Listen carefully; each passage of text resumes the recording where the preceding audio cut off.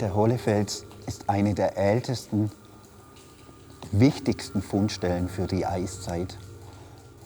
Wir haben hier Funde, die sind 40.000 Jahre alt, moderne Menschen. Wenn wir uns das vorstellen mit unserer Zeiterfahrung, es ist unglaublich lange her. Wenn man eine Generation denkt, 20 oder 25 Jahre, dann sind 100 Jahre schon 4 Generationen, das können wir überblicken. 1000 Jahre wären dann 40 oder vielleicht schon 50 Generationen.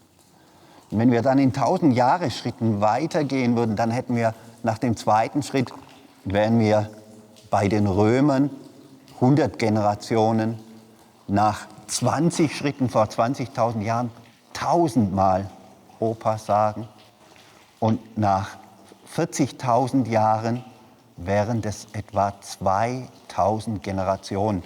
Wenn wir uns das heute vorstellen, 2000 Generationen, das bedeutet für mich, wenn diese Menschen Kinder bekommen haben, die haben wieder Kinder bekommen, dass ich mit all den Menschen, die hier zu Besuch kommen bin, verbunden bin. Und das ist das, was mich hier am Hohlefels so fasziniert.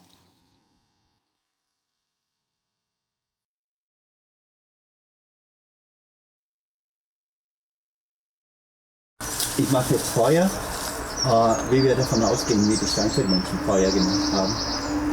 Wir haben hier am Hohlefels eine Pyritknolle gefunden in den Ausgrabungen von Oskar Fraß 1870. Und solche Pyritknollen kennen wir aus altsteinzeitlichen Fundstellen mit Schlagnarben. Wenn man Pyrit an Feuerstein entlang schlägt, gibt es heiße Funken. Das Problem ist, man kann den Schwefel dieser Schwefeleisenkiesknolle riechen, aber man sieht diese Funken bei diesem Licht nicht. Und ich sage immer, das sind Feuergeister. Und wenn man an gute Feuergeister denkt, an Feuergeister, die Wärme machen, die Licht machen, die ein Schnitzel braten können von einem Mammut, dann kommen die richtigen Feuergeister und man kann denen dann auch ein bisschen Zunderpilz darreichen und das Fruchtfleisch dieses Pilzes, das lieben die. Und dann bekommt man ein Feuerbaby. Und das möchte ich jetzt zeigen. Ich habe hier den Zunder, Feuerstein, Pyrit. Dann reibe ich das so aneinander.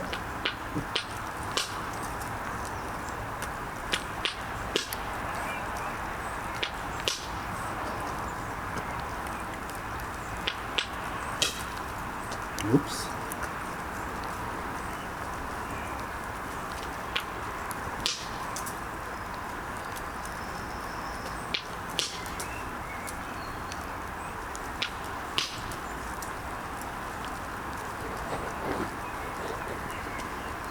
Manchmal ist es der erste Schlag. Heute ging es sehr lang. 5 Schläge. Und dann sieht man jetzt, wie diese kleinen Funken sich in den Zunder fressen.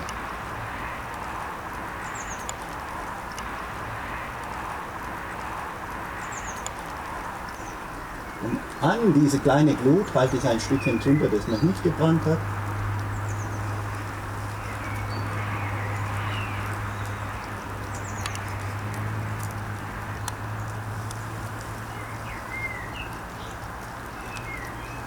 Und den guten Zunder lösche ich, damit ich immer guten Zunder habe, den die Feuergeister lieben. Und diesen härteren Zunder, der die Funken nicht von alleine annimmt, das ist jetzt mein Feuerbaby, das ich großziehe. Es geht nicht mehr von alleine aus. Dieser Baumpilz, der brennt sprichwörtlich wie Zunder. Und das Ganze ist ja noch ein Baby, deswegen füttere ich dem noch kein Holz, sondern ganz feinen Babybrei. Ganz feine Distelsamen oder Rohrkolben, ganz feines Material.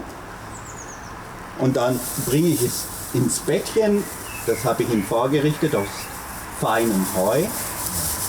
Decke es ganz vorsichtig zu Und dann rede ich mit ihm und gebe ihm ganz viel Liebe, weil das ist für das Baby immer das Wichtigste, dass man ihm Zeit lässt, dass es wachsen kann.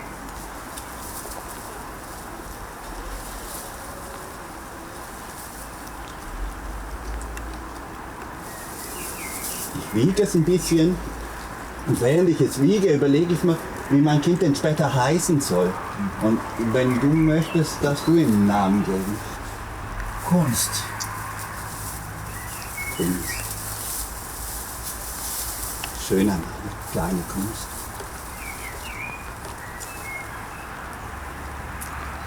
Und jetzt puste ich ein bisschen und dann wird aus der kleinen Kunst ganz große Kunst.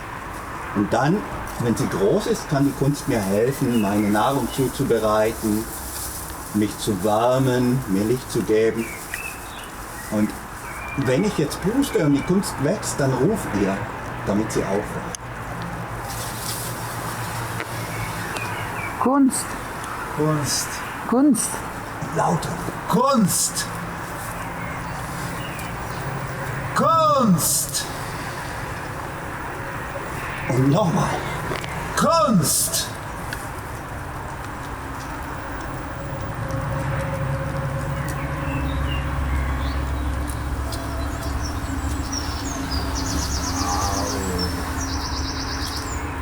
Kleine Kunst schläft ja. Aber sie wächst und sie wird jetzt auch aufwachen. Noch einmal rufen, liebe Kunst, und dann aufstehen. Kunst. Wow. Finde ich schön.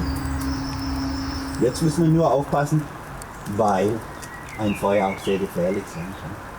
Im Wald Feuer machen, ein Tabu. Wir haben ja vorbereitet, dass wir es löschen können. Draußen an der Feuerstelle, da ist es einfach nur schön, am Feuer zu machen.